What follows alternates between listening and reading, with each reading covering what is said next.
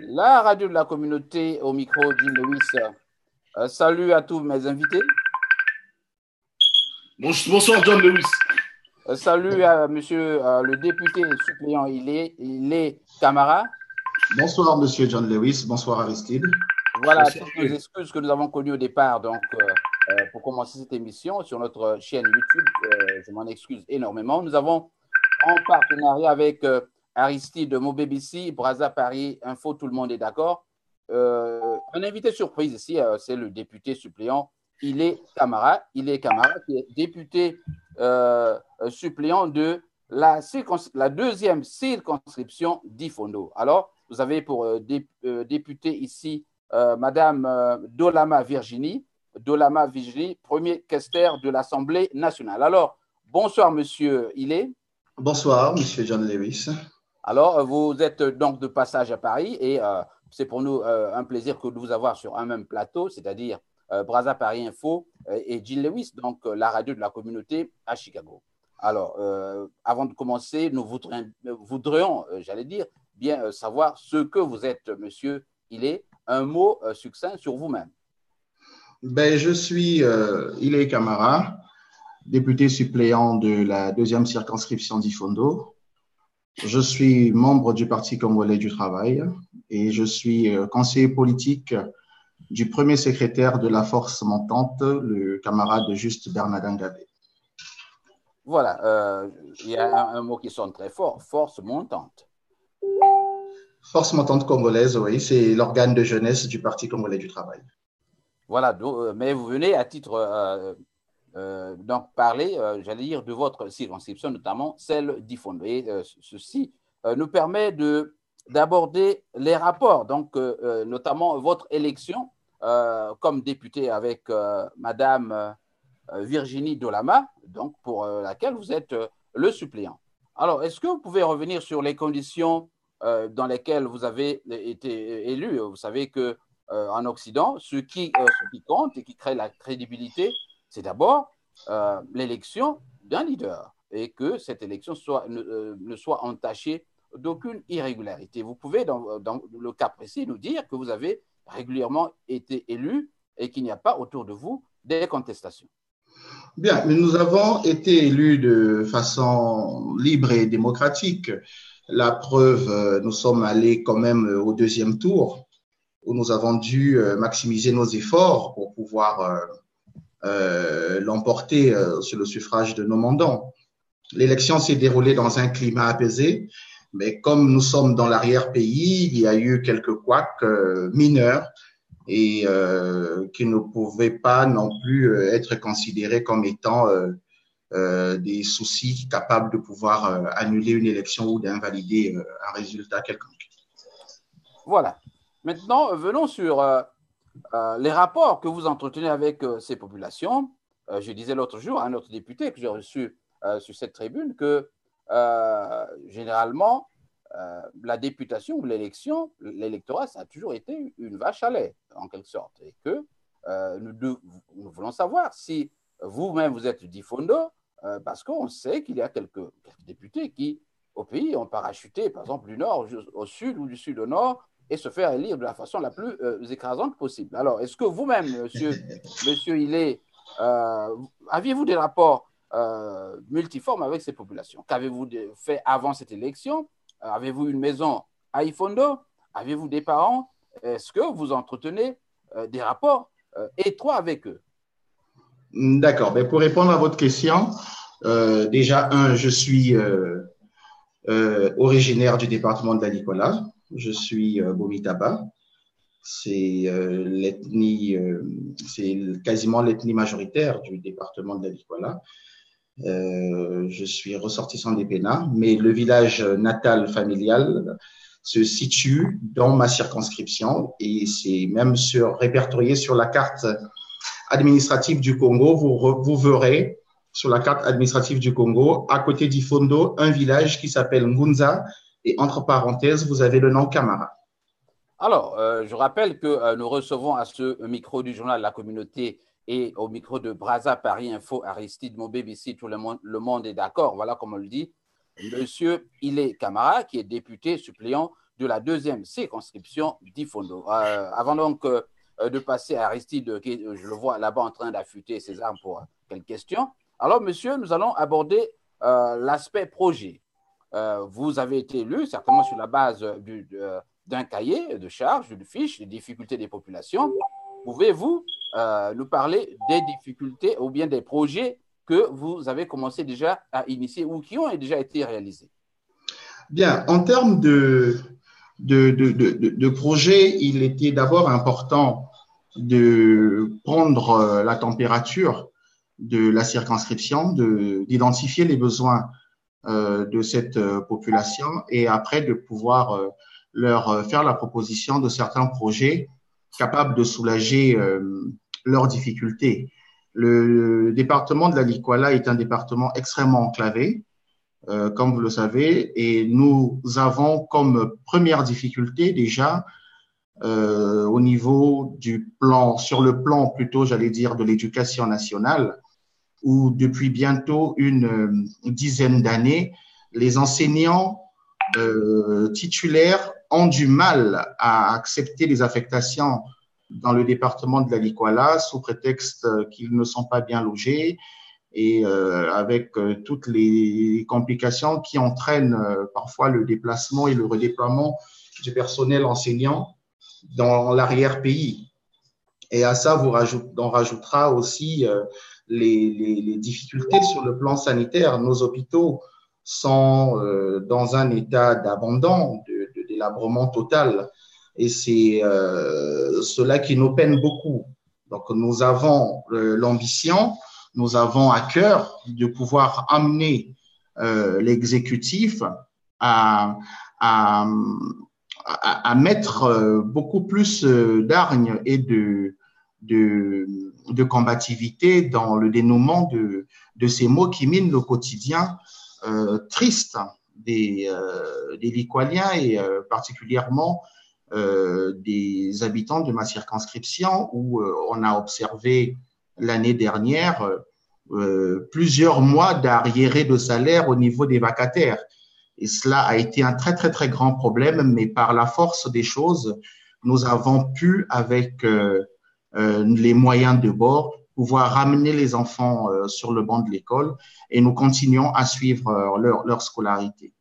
C'est ce que je pouvais dire sur le niveau de certaines difficultés extrêmement importantes. Quand on n'a pas d'éducation, on n'a pas de santé, c'est quasiment une vie d'enfer. Permettez-moi l'expression. Voilà, Aristide Mobébissi, tout le monde est d'accord. Peut-être un mot sur les projets, notamment les difficultés que connaissent les populations là-bas à Ifondo et comment, voilà. C'est à vous, Aristide Mobébissi. Merci, John Lewis, en direct de Chicago. Je vais m'adresser à l'honorable Ile Camara. Ile, ça fait quoi d'être fils de politicien et vous-même politicien? Il n'y a pas un autre métier? Bon, après, la politique en soi n'est pas un métier.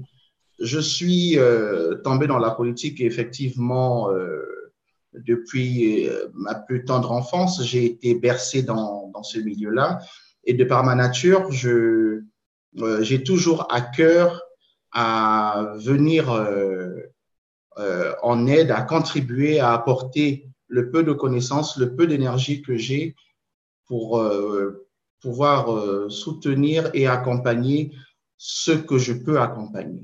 Et le fait d'être le fils d'un politicien a aussi effectivement influencé ma destinée, ça c'est indéniable.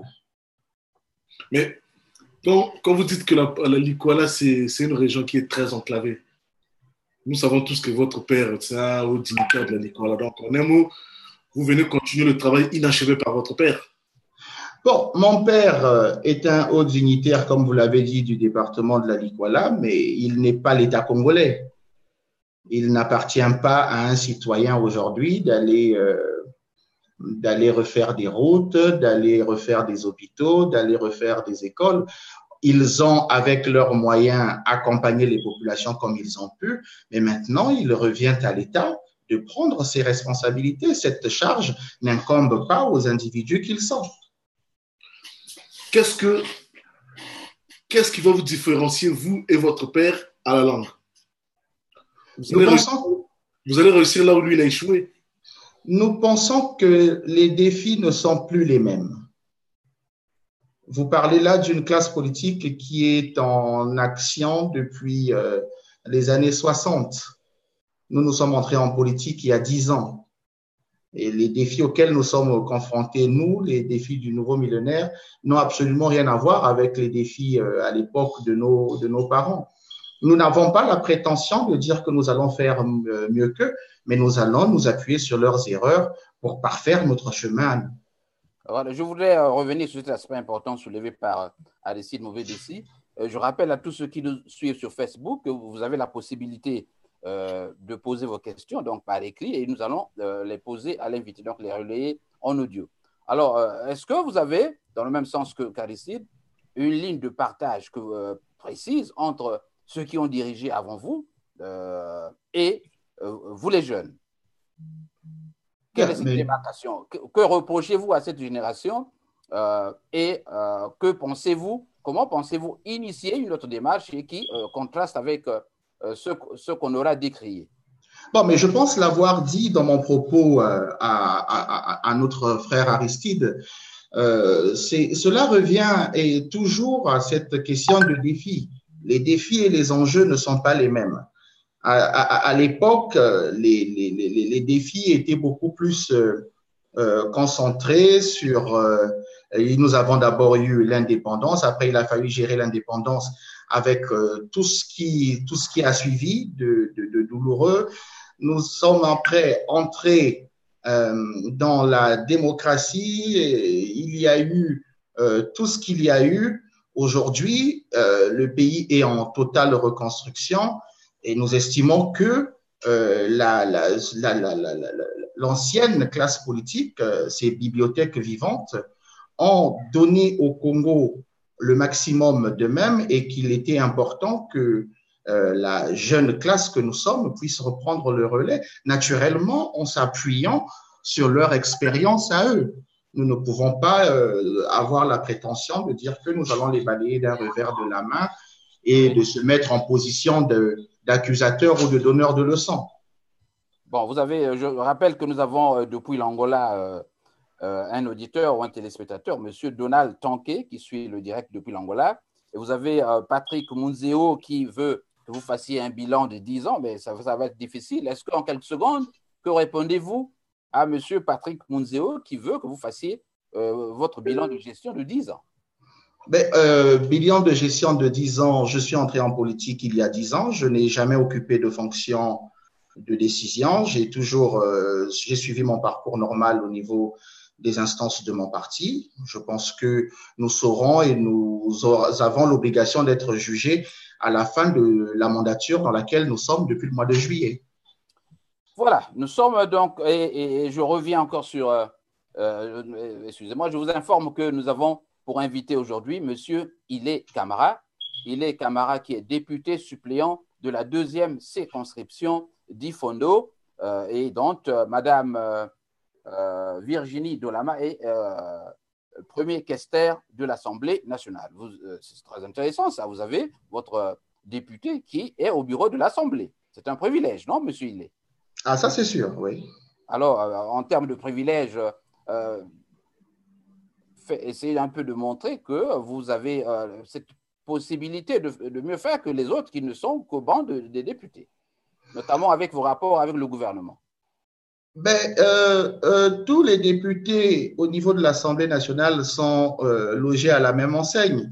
Il y va là aujourd'hui de plutôt demander aux députés de moins être conciliants avec l'exécutif.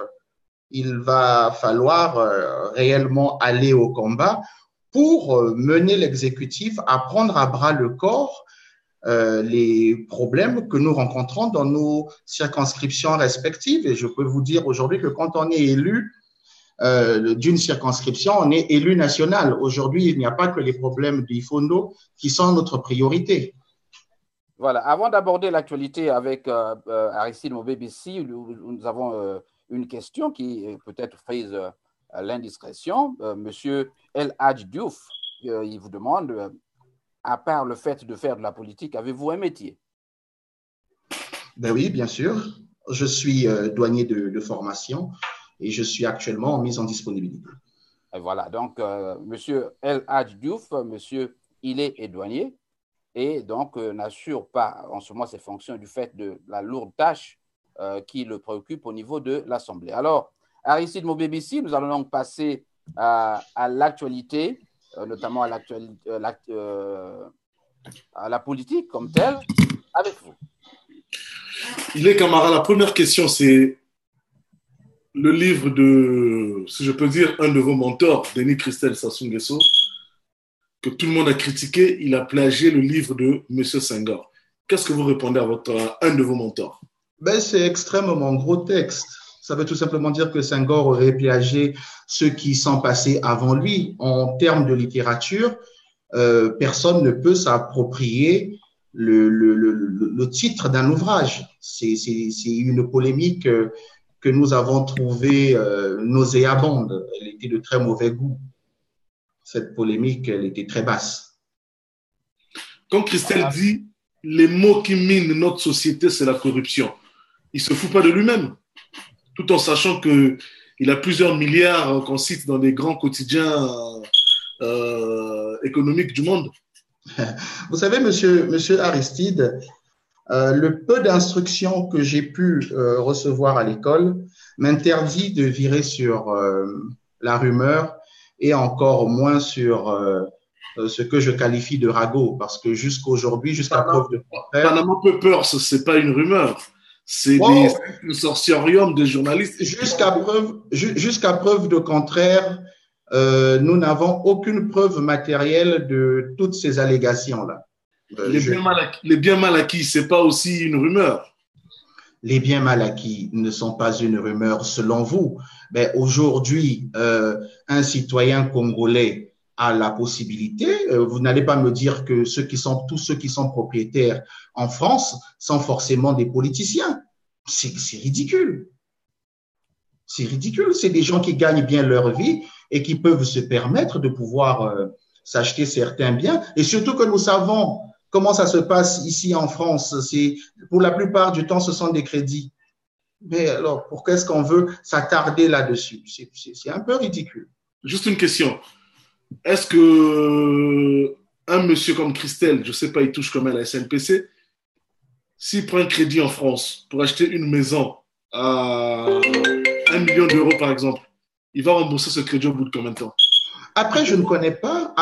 Supposons, écoute, il touche 20 millions au Congo, ce n'est pas un problème. Il touche 20 millions de francs CFA, salaire net.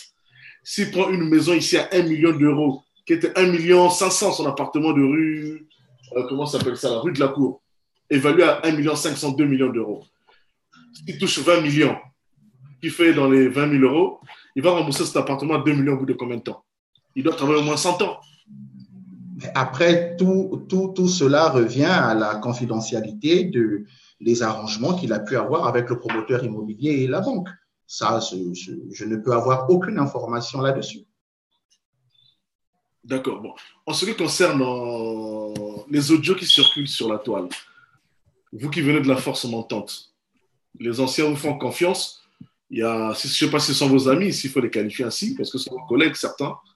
Ils vont chez votre secrétaire général, ils enregistrent pour envoyer à Christelle et pour plaire à Christelle.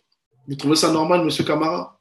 J'ai suivi, comme vous, l'actualité malheureuse de ces faits sur la toile. Aujourd'hui, le dossier est entre les mains de la police. Il est peut-être mieux de laisser à la police le soin de faire son travail. Et naturellement, ceux qui se sont rendus coupables de cette infamie seront certainement traduits devant les tribunaux. C'est une certitude, ça. Mais il y a un journaliste, Fortunat Ngolali, qui a été mis aux arrêts. Il y a monsieur Ismaël Peya qui a été mis aux arrêts par rapport à ces audios. Bon, j'arrive. Si monsieur Fortunat, on le met aux arrêts parce que c'est lui qui a divulgué les audios, mais c'est pas lui qu'il faut arrêter. C'est la personne qui a enregistré, la personne qui était au bureau politique. En ce que je sache, Monsieur Fortuna, ni le jeune homme Ismaël, ils ne sont pas au bureau politique. Donc, il faut déjà commencer par les causes avant les conséquences, Monsieur Camara. Je pense que vous avez dû suivre la réaction du premier secrétaire de la force montante qui a condamné ces faits et qui a insisté sur l'obligation de traiter le mal à la racine. Que ce soit moi, que ce soit Fortuna Ngolani, que ce soit les autres camarades de la force montante, nous ne siégeons pas au comité d'investiture. Nous constatons tout simplement qu'il y a eu une très, très, très grosse légèreté de la part de ceux qui étaient dans la salle, parce qu'il est totalement inadmissible que ce genre de comportement puisse exister au sein du Parti congolais du travail, qui est un parti sérieux. Et ces comportements dévieux-là ne nous honorent pas. C'est une responsabilité que nous devons tous porter parce qu'elle a forcément été commise par un camarade. Et une fois identifié, ce camarade devra répondre de cet acte ignoble. Alors, je voudrais un peu revenir là-dessus. Monsieur le député, est-ce que c'est là des signes avant-coureurs d'une crise qui ne dit pas son nom à l'intérieur même de votre structure? Nous sommes en politique et les beaux temps n'existent quasiment pas en politique. Donc, une crise interne, je dis non, mais il y a certainement des personnes très, très, très mal intentionnées qui cherchent à semer le souk, la zizanie au sein de notre respectable famille politique, mais les services habilités sont sur le dossier et croyez-moi que très bientôt cela sera dénoué. Alors, nous avons quelques questions ici, notamment d'un auditeur, téléspectateur, Tom Renoir, je crois que c'est ça. Quel est le regard du député sur la situation économique et politique du Congo en général et de la Likuala en particulier? Bon, vous avez aussi El Hadj Diouf qui vous demande de lui dire si vous êtes un adepte, oui ou non, un adepte de Christelle Sassou Nguesso. Bah, je ne sais pas si Christelle Sassou Nguesso est un prophète ou un messie, je ne sais pas, pour être son adepte, non. Je partage sa vision, je partage ses idées, et je suis l'un de ses compagnons, oui. Et voilà. Donc, et la deuxième question, c'était sur un bilan, un regard, j'allais dire, sur la situation. Mais le regard sur la situation économique du pays est un regard de tristesse et de consternation. Mais nous avons le malheur de ne pas être le seul pays qui est touché de plein fouet par cette situation. Tous les pays aujourd'hui dépendants malheureusement du secteur pétrolier en sont victimes. Le Congo, je pense que le Congo avait la possibilité de réellement pouvoir diversifier son économie et en évitant de trop s'appuyer et d'essentiellement s'appuyer sur l'or noir. Ça a été une erreur pour ma part. Voilà, je rappelle que nous sommes au Journal de la Communauté avec, pour participants, Brazza Paris Info, Aristide Mobébissi, tout le monde est d'accord, invité de ce journal, Monsieur Ile Camara, qui est le député suppléant de la deuxième circonscription d'Ifondo. Alors, pour ceux qui nous envoient des questions, je voudrais que vous synthétisiez vos propos pour nous permettre de les reposer à l'invité. Sinon, ce sera pratiquement difficile de le faire. Alors, monsieur le député, nous allons aborder la question de la diaspora, avec votre permission, bien sûr. Un mot d'abord introductif sur le regard critique que vous avez sur la diaspora congolaise. Ben, le regard que j'ai personnellement sur la diaspora congolaise est un regard douloureux. Aujourd'hui, de voir tous ces déchirements pour pas grand-chose, me peine beaucoup. Nous avons tous en commun la même maman qui est notre mère patrie, le Congo. Il est totalement difficile de pouvoir supporter le spectacle auquel nous sommes parfois conduits à vivre. C'est que de la détresse. C'est que de la détresse. Oui, vous parlez de regard douloureux, je comprends vos mots, et c'est à vous de les assumer. Est-ce que vous pensez que cette responsabilité, je voudrais que vous alliez dans les détails pour essayer de discriminer ce concept douloureux. Pourquoi douloureux? Ben, il est douloureux, pourquoi? Parce que nous voyons des compatriotes sont trop déchirés au nom de l'intolérance. Au nom de l'intolérance. Aujourd'hui, nous sommes des citoyens libres. Monsieur Jean Lewis a le droit d'être partisan de Monsieur X. Monsieur Ilé a le droit d'être partisan de Monsieur Y. Mais ce n'est pas pour autant que nous allons devenir des ennemis au point de devoir en découdre à coups de couteau, à coups d'injures, d'invectives, de calomnies dans la rue ou sur les réseaux sociaux. Ça n'a pas de sens de s'entretuer pour les appartenances et les idées politiques de chacun. Alors, vous avez allez-y. Oui, John Lewis. Qu'est-ce que vous en pensez de l'agression de Roland Nitou, qui est un activiste congolais, par la garde de M. Sassou Denis? Bien, j'ai suivi une vidéo d'une altercation sur Paris entre M. Nitou, bon, ceux avec qui il y a eu un accrochage, je ne pourrais pas les identifier car nous les connaissons ni d'Adam ni d'Ève, mais je trouve que on n'a pas besoin de ça. On n'a pas besoin de ça. Nous pouvons discuter. Aujourd'hui, celui qui est en face de toi, s'il est violent, tu as le choix, soit de l'éviter ou soit d'aller à l'affrontement avec lui. Mais on n'a pas besoin aujourd'hui de tomber dans ces dérives-là. Mais vous savez, cela est la résultance du fait que la violence, tant verbale ou physique, engendrera forcément de l'autre côté une violence proportionnelle ou sinon surdimensionnée. C'est dommage d'en arriver là et il nous appartient à nous, jeunes, de veiller à ce que de tels actes ne se reproduisent plus. Nous pouvons discuter ensemble. Alors, ici, sur ce point, justement, il y a un autre auditeur qui croit que M. El Hadj Diouf, qui qui se demande pourquoi le PCT ne veut pas dialoguer avec les indignés. Donc, il directement vous accuse. Il croit que c'est vous qui ne voulez pas dialoguer avec. Mais c'est faux. C'est faux. Ça va faire des mois que nous sommes en train d'essayer d'avoir un contact avec nos frères indignés pour ensemble échanger parce que nous sommes tous concernés. Le PCT… Alors, vous précisez que vous avez eu déjà, il y a eu une ouverture de la part du gouvernement ou du Parlement? Non, cela se passe de manière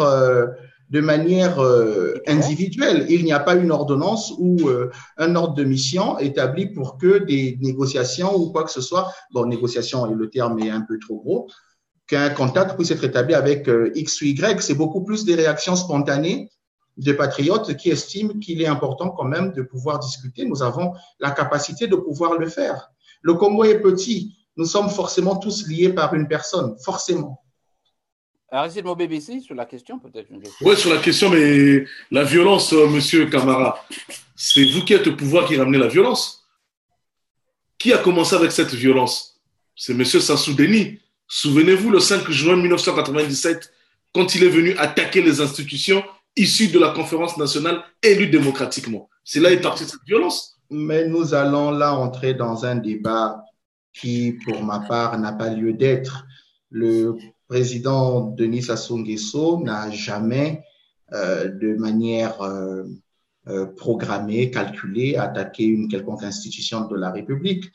Le 5 juin, pendant qu'il dormait, il a fait quoi? C'est quelqu'un qui a réagi de manière naturelle. Il s'est défendu d'une agression qui portait à son élimination physique. Camara, il y avait la justice. Pourquoi il n'était pas allé se plaindre à la justice? Ah, mais c'est magnifique de vous entendre parler de la justice, mais c'est la même justice que certains compatriotes diabolisent aujourd'hui. Et donc, quand ça concerne Sassou, la justice est capable d'avoir un regard. Vous imaginez un peu, c'est un peu drôle quand même. Non, mais c'est pas drôle. Moi, je me suis dit, d'après ses dires, je cite, il dormait, on est venu le déranger. Mais quand on va te déranger, on va se plaindre à la justice. On va pas chercher des pères macas, regrouper les jeunes du quartier pour aller attaquer. Nous n'allons pas nous éterniser sur ce. Nous n'allons pas réinventer l'eau chaude. Aristide, je voudrais revenir sur cette ouverture faite à nous quant à la possibilité de négocier. Ces démarches individuelles dont vous parlez, monsieur le député, notamment, qui consistent à faire certainement un clin d'œil à l'opposition, est-ce que vous ne pouvez pas les canaliser dans le cadre d'une mission du Parlement, par exemple, qui viendrait ici en Occident et discuter avec ces membres des indignés de la diaspora en général? Ce sont des propositions, ce sont des débats forcément qui auront lieu et le moment viendra où je reste persuadé qu'une mission dans ce sens se fera. Mais vous savez, il y en a eu déjà. Comme je vous l'ai dit, c'était de manière spontanée par des individus. Nous avons le ministre des Sports, à l'époque était maire de la ville de Brazzaville, qui est venu ici à Paris, qui a tenté de rassembler ses frères et ses fils pour essayer de discuter ensemble, de trouver des solutions. Mais la suite, elle est connue. Mais nous ne baissons pas les bras, nous restons confiants que les choses vont s'améliorer. Parce que nous ne gagnons rien, que ce soit la majorité, que ce soit l'opposition, que ce soit le centre, nous ne gagnons rien dans le déchirement du tissu social. Voilà, je voudrais d'abord ici rappeler que monsieur est d'une ouverture qui fascine notre radio et a accepté que l'émission soit diffusée directement sur le net et donc pour cela nous reconnaissons la bravoure, j'allais dire, que vous avez de parler directement aux Congolais. Alors nous avons des questions, je les prends à vol d'oiseau parce que le temps presse, il nous reste moins de 10 minutes. Alors monsieur le député, il y a monsieur Bantsimba qui revient sur ce débat qui concerne l'article 66 de la Constitution du Congo. Vous connaissez certainement ce texte puisque vous l'avez ratifié.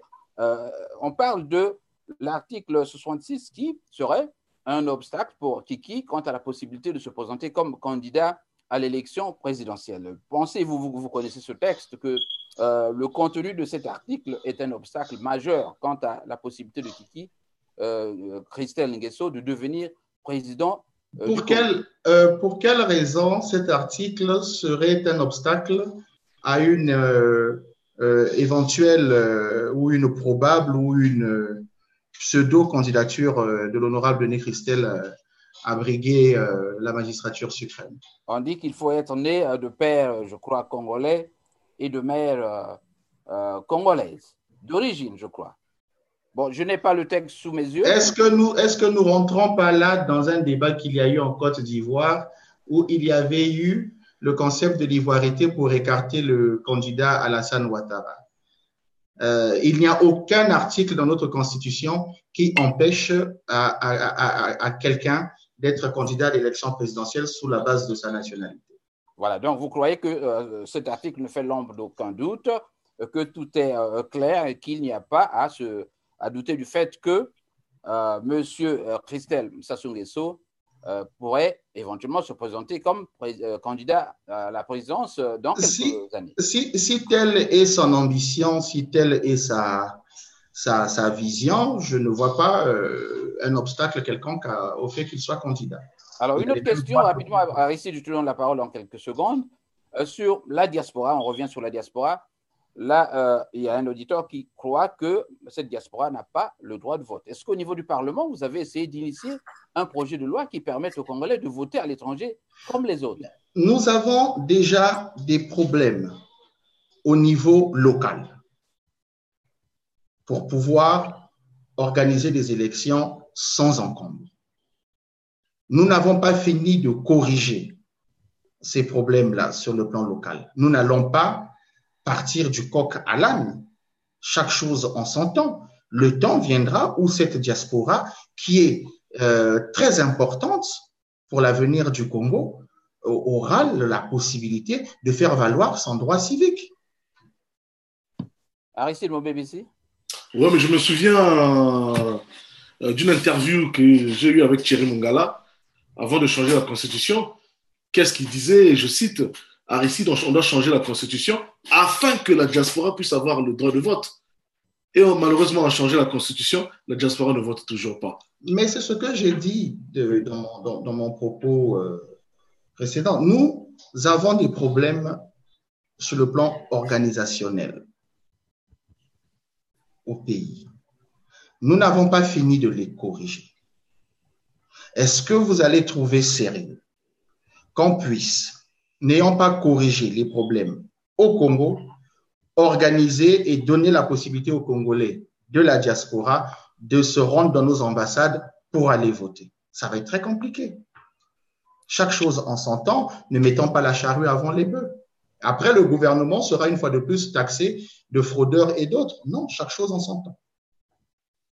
Alors, j'ai failli oublier une question d'un auditeur, notamment une auditrice, Gracias Doun, qui revient sur votre parti, notamment le PCT. Cette dame croit que en 40 ans d'existence, vous n'avez jamais tenu vos promesses.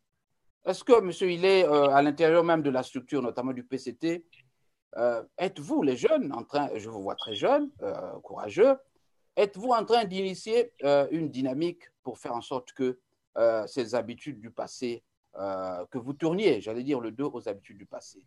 Reconnaissez-vous qu'à ce jour, il y a entre vous des problèmes, notamment de doctrine?